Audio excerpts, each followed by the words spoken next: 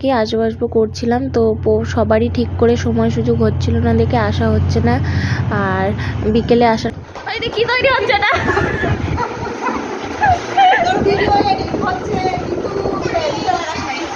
আরে দিদি ফর্সা মানুষ ফিল্টার লাগে না, আমরা কালা টালা মানুষ তাই ফিল্টার লাগে।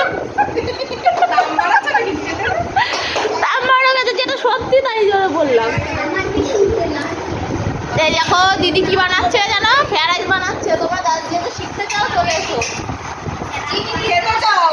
আরে খেতে না, খেতে গেলে আমরা কি খাবো ওদের দিলে? চালু আছে।